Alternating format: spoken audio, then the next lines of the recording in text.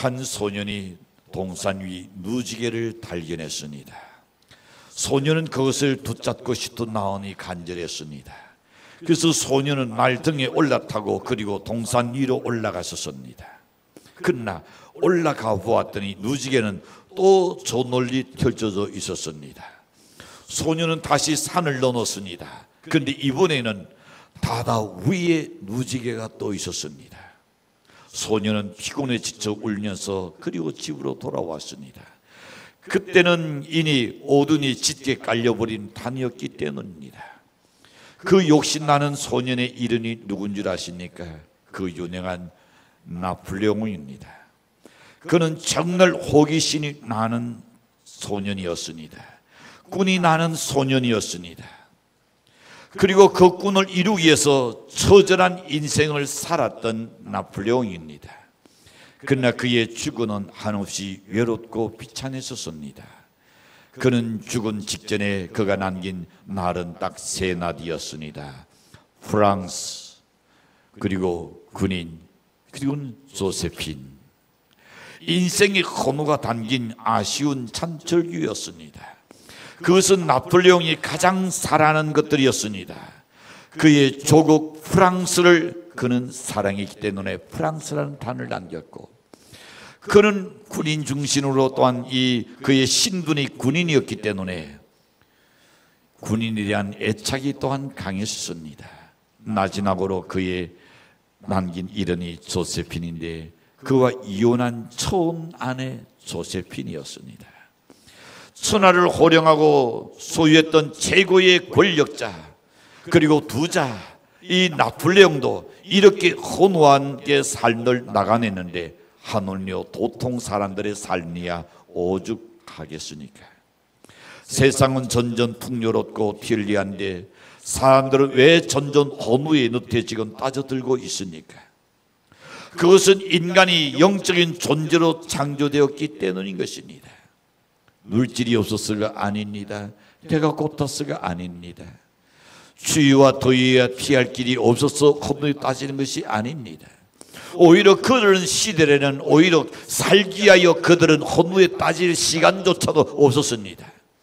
그런데 모든 것이 그런대로 풍요로워졌는데 왜 인간의 공허한 마음과 계속 노트로 빠져드냐 말입니다. 그것은 우리 인간이 소유해야 할 것을 소유하지 못한 영적인 문제입니다. 영적인 만족을 얻을 때에 인간은 근본적 고독에서 해방될 수 있다고 믿습니다. 하나님은 인간이 호둥대며 살도록 그렇게 방관하지 않으셨습니다. 하나님은 우리에게 영적, 물질적 풍요를 누리도록 많은 것을 예비해 두셨습니다. 다만 우리가 그것을 모른 채 살아가고 있을 뿐입니다. 하나님께로 돌아오고 제대로 섬길 때에 만족과 풍요가 생기는 것인 줄로 믿습니다. 하나님의 백성들은 하나님을 바르게 섬김으로 인하여서 하나님의 거룩성을 깨달아가는 그야말로 이 성화의 삶을 살아가게끔 되어 있습니다. 하나님께 드리는 이 제사가 온전할 때에 영성이 회복되고 우리의 삶이 두해지며 형통한 은혜를 받게 될 줄로 확신합니다. 그 무엇보다 하나님은 모든 사람이 이 놀라운 축복을 받도록 우리로 하여금 잃어버린 영혼을 찾아라고 오늘도 우리를 향하여 간청하신 날씨입니다. 예수님께서 12 제자를 선택하신 이유는 명예나 어떤 권력이나 그런 것을 주려고 주님께서 부르신 것이 아니십니다. 너희가 예수의 이름으로 어떤 과시 안에서 살라고 부른 것도 아닙니다. 예수님께서 우리를 부르신 것은 우리의 영혼을 구원해 주시고 그리고는 전도하라고 이 땅 위에 생명을 남겨두신 줄로 믿습니다. 그런데 전도를 아무데나 가서 하라고 하지 않았습니다. 한계와 그 본의를 정해주신 것을 볼 수가 있습니다. 그리고 어떤 자세로 우리가 영혼을 접근해야 할 것인가를 오늘 이 본문에서 말씀하십니다. 첫 번째 생각해 봅니다. 잃어버린 양을 찾고자 하는 마음이 필요합니다. 5절입니다. 예수께서 12를 보내시며 명하여 이르시되 이방인의 길로도 가지 말고 사마리아의 골로도 들어가지 말고 그랬습니다. 차라리 이스라엘 지대 잃어버린 양이로 가라고 날씬합니다. 이 날씨는 이방인이나 사마리아 사람들은 전도의 대상에서 제외됐다는 날씬이 아닙니다. 다만 전도의 우선순위를 지금 말씀하고 이선을 돕니다. 먼저 이스라엘 선민들을 생각하셨습니다. 택하신 백성들에게 먼저 복음을 전하라고 주님 말씀하셨습니다. 이 순서는 예수님의 성천 직전 감난산에서 제자들을 부르셔 말씀하신 가운데도 이렇게 말씀합니다. 맨 먼저 예루살렘이고 그 다음이 유다요, 그 다음에 산마리아요, 그리고 땅 끝까지 나가서 복음의 증인이 되라고 사도행전 1장 8절에서 말씀하고 있죠. 주님의 1차적인 관심은 잃어버린 이스라엘 지대에 있었고 또 잃어버린 이스라엘 양에게 있었다는 것을 볼 수 있습니다. 주님께서 잃어버린 양에게 얼마나 많은 관심을 두고 계셨는가, 그것은 누가복음 15장에도 말씀해 주시는데, 제가 어저께 녹양실에 앉아서 지나간 것들을 쭉 보았습니다. 다시 말하는 새신자 명단을 보았습니다. 이렇게 많은 사람이 왔다가 코로나로 인하여서 그분들이 갑자기 다 놓쳐버렸습니다. 정말로 아쉬운 일입니다. 언젠가 우리 전 교인들 하여금 그 명단 자신과 가까운 사람들을 다시금 찾아가는 운동을 한번 해야겠다는 생각을 가졌습니다. 누가복음 15장에는 세 가지 비유를 통해서 우리에게 말씀해 주고 있습니다.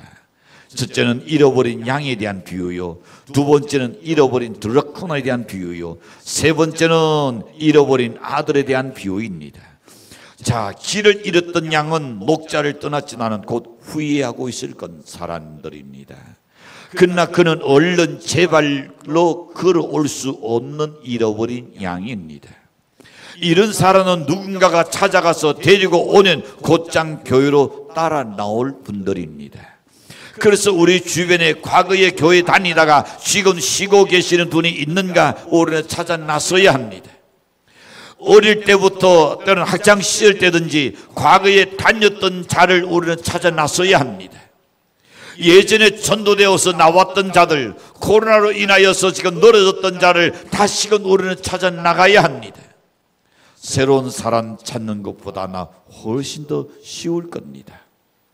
중년의 교회에 나오신 분들 중에 제가 항상 새로 오신 분들 면담할 때 보면 과거에 교회에 나오지 않은 사람들은 좀처럼 아예 나온 사람이 없어요. 그도 어린 시절인지 아니면 누구에든지 교회에 발을 디뎠던 경험이 있는 사람들이 다시금 교회를 찾는 일이 흔한 겁니다. 이렇던 드라쿠나는 뭘 이야기해 주니까 주인께서 주인의 논에서 떨어져 나갔지만은 아무런 감각도 느낌도 없는 사람입니다. 즉 하나 잃어버린 드라쿠나 그 자체가 여전 하나가 아무 감각이 없습니다. 자신의 얼굴에 먼지가 쌓이도 체년이 더럽혀져도 도무지 반응이 없습니다. 그러나 이런 사람도 우리는 어떻게 찾아야 한다 그랬습니다. 드라쿠나 같은 그런 사람, 무슨 물체가 여기에 감각이 있겠습니까? 그러나 감각이 없는 그들도 우리에겐 찾아라 그랬습니다. 흔치는 않지만은 그 다음에 잃어버린 아들에 관한 비유도 나오죠. 교회를 떠났다가 제 발로 걸어서 들어오는 사람입니다. 참 독된 사람이죠. 이런 사람들에게 과거의 잘잘못을 묻지도 말고 너그러운 사랑으로 받아들이라 그랬습니다. 그게 아버지가 아들을 받아들이는 그 심정입니다. 이 세 가지의 뒤에 공통적인 특징이 무엇인가는 곧 다시 찾는 기쁨입니다. 누가복음 15장 7절에서 보시면 이렇게 말씀합니다. 내가 너에게 이르노니 이와 같이 죄인 한 사람이 회개하면 하늘에서는 회개할 것 없는 의인 99으로 날려나 기도하는 것보다 더하리라. 예수는 누구나 믿을 수 있으나 전도는 아무나 할 수 있는 것이 아닙니다. 잃어버린 영혼에 대한 찾고자 하는 그 뜨거운 가슴이 없으면 전도는 할 수 없는 겁니다. 여러분 누가복음 19장 10절에 보시는 인자가 온 것은 잃어버린 자를 찾아 구원하려 함이라고 말씀하셨습니다. 우리도 먼저 내 가족이나 내 일가 친척 중에서 또 나와 가까운 지인들 속에서 여러분의 친구들을 그리스도로 인도하는 연례식을 간절히 축복합니다. 교회에 못 나오는 이들에게 전도하고 특히 늦다가 쉬고 있는 잃어버린 양들에게 오는 관심을 가지고 찾아 나서시는 연례식을 간절히 축복합니다. 두 번째 보시는 이렇게 말씀합니다. 편안하기를 기도하십시오 그랬습니다. 평안을 딜라 그랬습니다. 누가복음 본문 오늘 12장 13절과 12절과 13절을 보시면 그 질에 들어가면서 뭘 할라? 평안하기를 딜라. 13절 그 질이 이니 합당하니 너희 딘 평안이 거기 임할 것이요 나를 합당하지 않은 그 평안이 너에게로 돌아올 것이니라. 한마디로 손해볼 거는 없는 줄로 믿습니다. 여러분 잃어버린 영혼을 위해서 기도하라는 겁니다. 신앙생활 하다가 지금 쉬고 있는 그들을 잊지 말고 계속 기도하라는 겁니다. 언젠가는 그들이 다시금 돌아오는 역사가 있을 줄로 확신합니다. 우리가 전하는 전도의 내용이 평안의 복음이 되어야 합니다. 요한복음 14장 27절에 보시는 평안을 너에게 끼쳐주니 곧 나의 평안을 너에게 주노라. 내가 너에게 주는 것은 세상이 주는 것 같지 아니하리니 너희는 나 안에 근심도 하지 말고 두려워하지도 말라. 부활하신 후에 두려워서 지금 눈을 잠그고 떨고 있는 그 제자들에게 주님 나타나셨습니다. 나타나서 요한복음 20장 19절에서 하신 이야기가 뭡니까? 곧 따로 너에게 평강이 있을지어다 그랬습니다. 이 세상 살 동안에 가장 필요한 게 어떤 것이라고 생각합니까? 하는 깊이 생각해 보십시오. 제일 먼저는 이럴 겁니다. 돈, 머니. 그래서 머니 눈에도 머니가 최고다. 그럴 겁니다. 그는 한번 역으로 생각해 보세요. 돈을 여기 깔고 누워 잘난 건 난 있다고 생각해 봅시다. 누워도 불안하고 일어서도 불안하고 길 가도 불안하고 그 돈이 무슨 소용이 있겠습니까? 노인이 없어요. 노인이 없어요. 이 세상에 살 때 가장 소중한 것이라는 평안인 줄로 믿습니다. 평안이요. 에베소서 2장 17절에 가서 보시면 이렇게 말씀합니다. 오셔서 먼 데 있는 너에게 평안을 전하고 가까운 데 있는 자들에게도 평안을 전하셨다 그렇습니다. 옳은 말씀입니다. 우리 주님은 근심을 끼치거나 불안을 조성케 하기 위하여 오신 분이 아니십니다. 평강을 끼쳐주시는 분이신 줄로 믿습니다. 예수를 믿으면 나 안에 평안이 있을 줄로 믿습니다. 교회에 나와서 예수를 믿으면 제일 먼저 변화가 교회에 나와서 뭐가 달라진 것 같습니까? 흔히 듣습니다. 교인들을 통해서. 다른 거는 잘 모르겠지만 내 마음이 참 편안해졌습니다. 옳은 말입니다. 왜? 예수님께서 평안을 딜러냈고 너에게 평강이 있을지어다고 말씀하셨습니다. 그런 거로 여러분 전도할 때도 환자에게 나에게 눈병 가서 우리 한번 생각해 봅시다. 이래도 예수 안 믿으면 지옥 갑니다. 그런 소리 하는 곤란해요. 그렇지 않아도 지금 아떠서 올 죽을지 내걸 죽을지 지금 불안한 사람에게 그런 어떻게 해서 물론 불신자의 영혼이 지옥 가는 것은 명백한 교리입니다. 나는 평강의 복음이 아닙니다. 지옥의 형벌보다는 긍정적인 면으로 이번 기회에 예수 믿고 천국의 영생을 소유하시지요 한다면 오히려 훨씬 더 나을 줄로 믿습니다.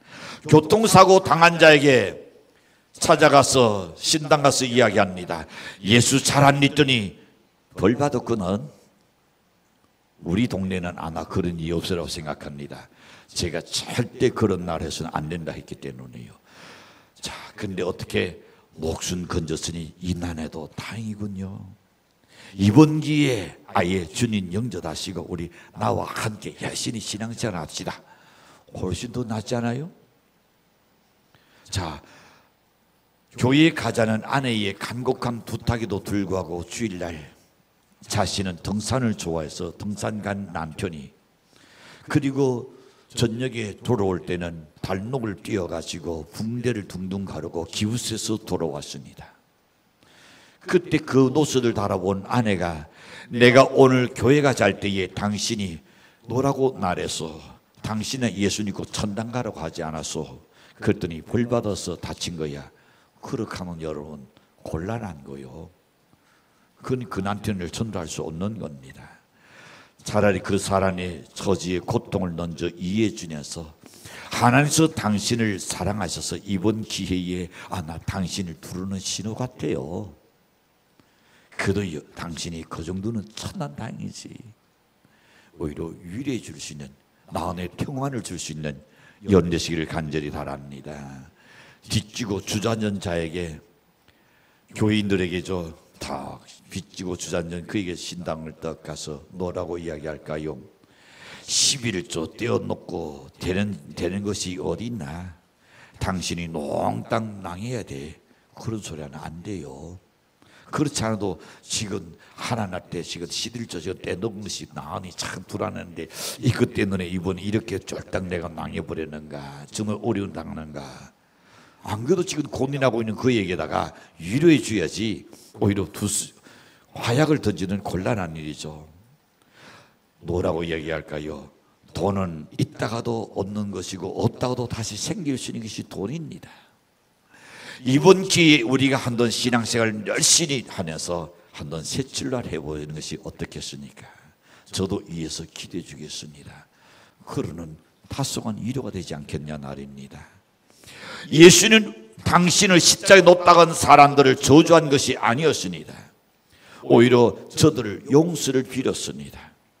스데반도 돌무더기 속에서 죽어가면서 그들에게 돌 던지는 무리들을 용서해달라고 빌었지, 저들의 손목대기가 부러지라 그런 소리 하지 않았어요. 아버지여, 저들이 하는 것을 저들이 알지 못하나오니 주여 저들의 죄를 용서하여 달라고 그들을 위하여 평안을 빌고 있습니다. 우리는 만나는 모든 사람에게 평안하기를 기도하고 평강의 축복을 빌어야 할 줄로 믿습니다. 만약 빈 축복을 받기 합당하는 그 사람이 복을 받아서 주의 성전으로 향하여 다시 나오게 될 줄로 믿습니다. 만약에 그렇지 못한다면 그 빈독이 여러분에게 돌아온다 했으니 여러분 손해가는 장사가 아니요, 빌어보시는 일 되시길 바랍니다. 전도는 대상자를 위해서 기도로 출발해야 합니다. 기도 없이 여러분 전도할 수는 없습니다. 충분히 그 영혼들을 위해서, 그들의 삶을 위해서 기도해야 합니다. 마지막 세 번째 생각해 봅니다. 지혜롭고 순결한 마음으로 해야 합니다. 16절에서 우리는 볼 수 있습니다. 보라, 내가 너에게 보내니 양의 이리 가운데로 보내는 것 같도다. 그러므로 너희는 노릇같이 비엔같이 지혜롭고 비둘같이 순결하라 그랬습니다. 성경에서 대는 간교하고 신중한 동물로 묘사하고 있습니다. 성경에서 대는 간교합니다. 창세기 3장 1절에서도 이야기합니다. 고린도후서 12장 3절에서도 이야기합니다. 그와 동시에 대는 아주 신중한 동물로 지금 묘사하고 있습니다. 배는 자기가 앞에 있는 것을 잡아 놓을 수 있는 대상인지 아니면 내가 잡혀 놓길 대상인지 분별할 줄 알아요. 그래서 만약에 녹을 대상이라면 재빠르게 그는 잡아 놓습니다. 녹것은 안 된다고 생각한다면 그는 빨리 자리를 피해버립니다. 상황 판단에 신속하게 정확하게 하는 것이 대인의 행동이란 말입니다. 전도하러 나간 사람이 내가 전도할 수 있는 대상인지 오히려 내가 설득당할 대상인지를 얼른 분별하지 못한다면 매우 곤란한 일을 당할 수밖에 없습니다. 그런 까닭에 예수께서 제자들에게 뱀같이 지혜롭게 접근하라 그랬습니다. 뱀처럼 신중하게 분별력을 발휘하라 그랬습니다. 근데 전도하러 갔다가 어떤 다툼이나 하고 변론만 된다면 여러분 아무 소득이 없습니다. 그 자리를 변론만 자꾸 일삼는다는 그 자리를 피하시지요. 자신이 신앙적 지식으로 준비되어 있지 않는 상태에서 이단을 만나는 도리어 혼선을 일으킬 수밖에 없는 것입니다. 공연히 뒷닭을 둘러들이고 화를 자초하는 것은 권장할 일이 아닌 줄로 여겨집니다. 예수님도 십자가지기 전에 자기를 나타낼 때도 있었지만은 그 자리를 피하여 목숨을 숨기려 때도 없잖아 있었습니다. 원숭이 한 마리가 나무에서 제주를 두리고 있었습니다. 마치 그 누구의 눈에, 보수의 눈에 그게 발각됐습니다. 사냥꾼인 보수는 그리고 활을 잡아 당겼습니다. 근데 원숭이가 사냥꾼을 비웃기도 한들 오른손을 딱 해서 날라오는 화살을 낚아챘습니다. 그 다음에 이 사냥꾼은 어떨까요? 저놈 달아? 그리고 다시 두 번째 화살을 또 당겼습니다. 근데 왼손으로 다시금 또 낚아채 버렸습니다. 그리고는 원수에게 히히히 아주 신따라 났습니다. 어린날 날로 빌리다니 용용 죽겠지 그러고 지금 신따라 났어요. 다시금 사냥꾼은 세 번째 화살을 당겨서 또 쏘았습니다. 그랬더니 원숭이가 오른손으로 잡혀있고 왼손으로 잡혀있으니까 뭘로 받을까요? 자기 가슴으로 받아버렸습니다. 어떻게 됐을까요? 그는 죽어버렸습니다. 이 이야기에서 우리는 뛰어난 것이 뭡니까? 재주가 아니라 피하는 것이 재주라는 교훈을 얻어야 합니다. 지혜로우면서도 순결함을 갖추지 않으는 교활한 자가 되고 나는 것입니다. 뱀처럼 남을 해치는 데 지혜로워서는 안 됩니다. 전도자는 열돈 순을 돈이고 뒷닭을 닫아도 방언은 할지언정 공격해서는 절대 안 됩니다. 언어로 공격해서는 안 돼요. 순결한 비둘기처럼 주님께서 원하시는 지상 명령을 우리는 수행해야 할 줄로 믿습니다. 우리는 전도의 열과 성을 몽땅 쏟아놓아야 합니다. 정말로 올해는 한 사람이 한 사람씩 잃어버린 영혼, 주님께서 그처럼 소원하고 명령하신 전도를 위해서 기도하고 뛰시기를 바랍니다. 다송다던 제자들처럼 던져 내 지단에 가까운 내 이웃에게 듣기 믿다가 쉬고 있는 잃어버린 양을 향하여 우리는 찾아 나서야 합니다. 부활 성찬하신 주님께서 선물로 주신 도회사 성령으로 누장하고 나서서 전대에 건과 은이 없어도 괜찮아요. 아쉬울 것이 없고 두 벌 옷이나 지탕이 없어도 주님께서 다 채워주실 것을 믿고 한 생명 찾는 것에 우리는 최선을 다해야 할 줄로 믿습니다. 사는 성도 여러분, 연애 뜨거운 가슴으로 영혼을 찾지 않으시겠습니까? 언젠가 주님 앞에 우리는 반드시 서야 합니다. 그때 주님께서 우리에게 이렇게 누르신다면, 나는 너를 위하여 목숨을 주었건나는 넌 날 위하여 무엇을 주었느냐? 나는 잃어버린 영혼 구원하기 위해서 십자가에 달렸건나는 너는 어찌하여 한 생명도 내게 인도하지 못했느냐고 누르신다면, 그때 우리의 고개는 천근만근같이 무거워서 떨굴 수밖에 없을 겁니다. 부끄러운 가운데 주님 앞에 설 수밖에 없을 겁니다. 부끄러움을 면기하에서도 오르는 전도하는 연대실 주인으로 간절히 축도합니다.